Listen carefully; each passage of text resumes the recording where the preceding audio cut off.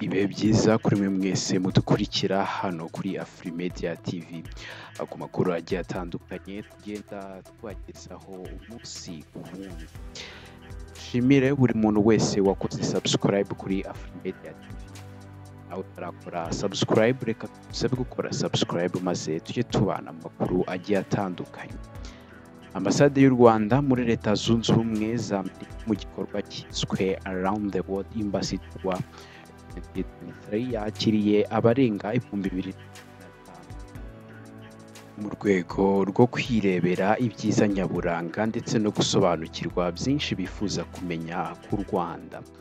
Iki gikorwa cyabaye ku cyumweru tariki 7 Gicurasi umwaka wa 2023 ndetse abantu bakitabiriye baboneyeho n'umwanya wo gusobanukirwa ibikorwa bya munsi bya Ambasade y'u Rwanda muri Leta Zunze Ubumwe za Amerika. Ambasade y'u Rwanda muri Leta Zunze Ubumwe za Amerika itangaza ko imiryango yayo yafunguye mu gitondo kugeza ku mugoroba mu rwego rwo guha amahirwe adasanzwe no gusobanurira abantu bari bitabiriye iki gikorwa binyuze mu imurikagurisha ryagaragarizwamo byinshi bituma gusobanukirwa u Rwanda. Hamuritswemo ibijyanye n'umuco n'amateka y'u Rwanda, harimo imbyino, indyo gakondo, ubukorikori n'ibindi.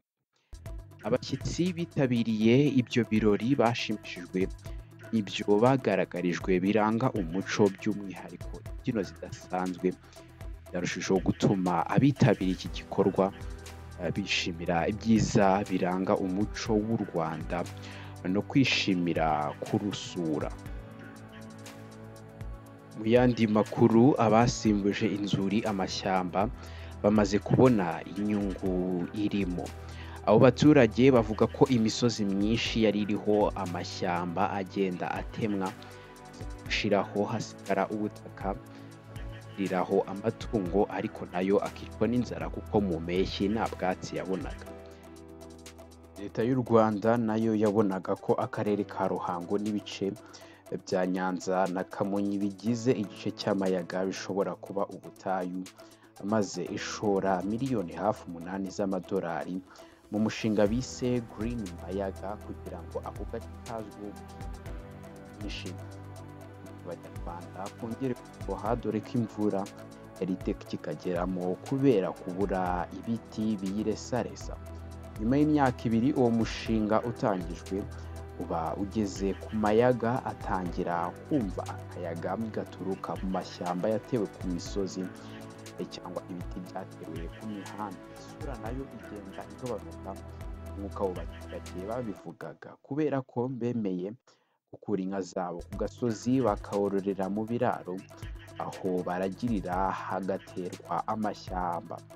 Kaberuka Daniel waterewe ishyamba mu rwuri rwe ku musozi wa Ruko avuga ko udusozi twa Ruko, Kabaranjwiri na Nyacyonga mu murenge wa Ntogwe ari tumwe mu two abaturage baragiriragaho amatungo, ariko ingaruka zikaba isura ihoraho. Uyu munsi bikaba byarahindutse. Yagize ati uyu munsi uwahinga mu kabande yasarura kuko ntabwo isuri ikimanuka. Turwanya isuri y'amazi agahera muri ibi biti kuko ntabwo hakimanuka itaka ryonyine, agasozi karatunganye. Aha hose usanga n'abantu baza kureba kuko ubutaka bwambaye ibiti bituma imvura idatwara ubutaka. Yongeraho ati ubu abashaka kwagura imishinga bajya muri banki bakaritangaho ingwate bakaguha amafaranga, bitandukanye no kuba wabona umuntu ukenye kandi afite ubutaka. Batugiriye inama tumenya gukoresha umutungo wacu. Niyo hateye inturusu utahahinga indi myaka, iyo umaze gusarura ishyamba wongeramo indi myaka. Avuga ko mu mwaka w'1959 avuka yarazi ko umusozi wa Ruko ari urwuri rw'inka zabo, ariko nyuma yo kugurana inzuri, amashyamba, inka zagiye mu biraro babona ifumbire. Agira ati kera zikiba ku gasozi isuri yaramanukaga n'ifumbire, ariko ifumbire mu kiraro tugafumbira imiha yayo. Barahije ukuri kera baravugaga ngo twororere mu biraro ngo byaca inka, ariko ubu inka imwe irarenza litiro 10 z'amata. Ubwo ziriho ku gasozi nk'eshanu zatangaga izo nyuma. Avuga ko kororera mu biraro byatumye amasambu bazi aho bayafumbira bakabona umusaruro mwiza, kuko kuragira ku gasozi bidashobora kugukiza, ku buryo ibyo kugira inzuri ku gasozi bitakigezweho.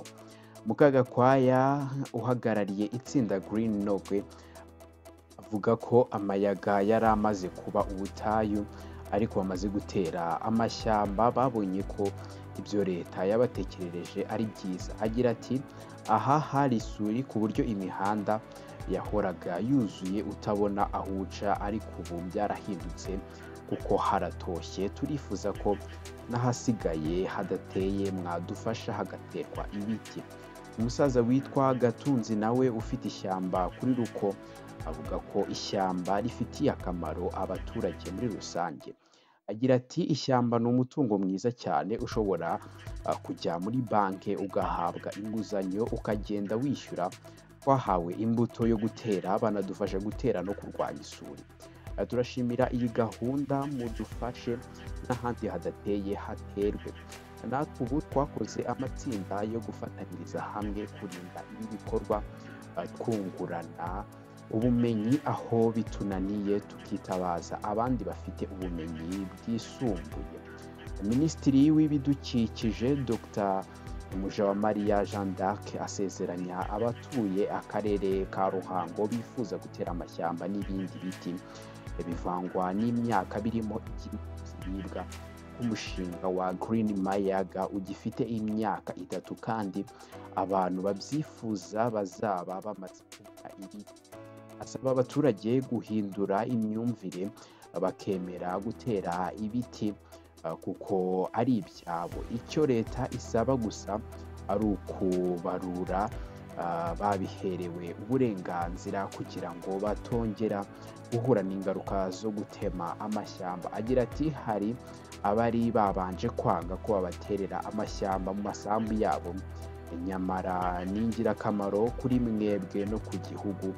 Natwe turabona hari hamwe hambaye ubusa ubushobozi ko buzajya buboneka, tuzajya tuza twunganira umushinga ngo hose hatohe. Murumva ko bura hano, murumva ko hava akayaga gahehereye. Umuyobozi mukuru w'ikigo cy'igihugu gishinzwe kubungabunga ibidukikije REMA Juliette Kabera avuga ko mu turere twa Gisagara, Nyanza, Ruhango na Kamonyi bamaze gutera hegitari zisaga 1000 z'amashyamba mu myaka 2 ishize, n'ibiti bivangwa n'imyaka 1013.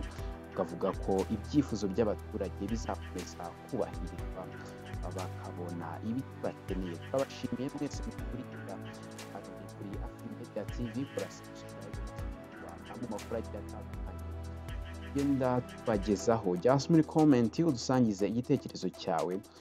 Turabakunda cyane, mukomeze kugira ibihe byiza.